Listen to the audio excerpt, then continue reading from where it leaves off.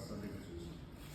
Ол атыс қаруына арналған арнайы конструкциядағы оқ дәрі ұшу кезінде жарқырайды, яғни атқыш ұшын анық көрінетін із қалдырады, оттың ізі болып қалдырады.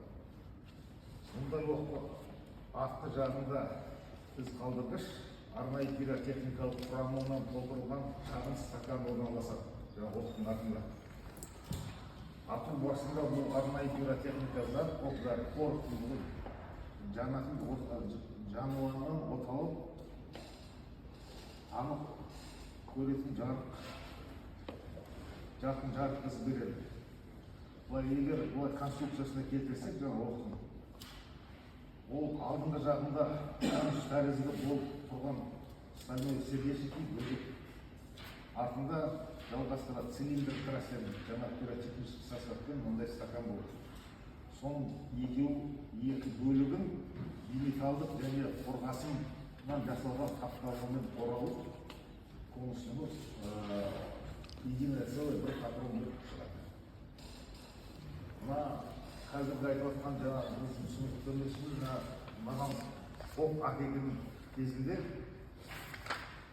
зерттеуге берілген оқтың тексеру барысында оның артқы бөлігі деформацияландырылған және қираған бас жағы қоныс пішінді екенін көрсетеді. Оның ұшы жасыл лакпен боялған бұл оқтың трассирующий жаңа әсері болып көрсетеді. Лакпен жасыл. Оқтың ұшы жасыл. Сонымен қатар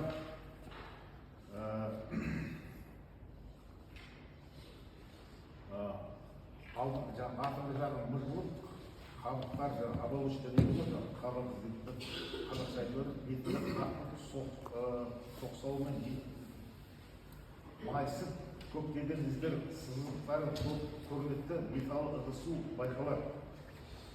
Артыңғы жағында оқ, жаңағы біз зерттеуге әкелген оқтың артыңғы жағында крастер капсуласы жоқ болып шығады. Сол нәтижеден мен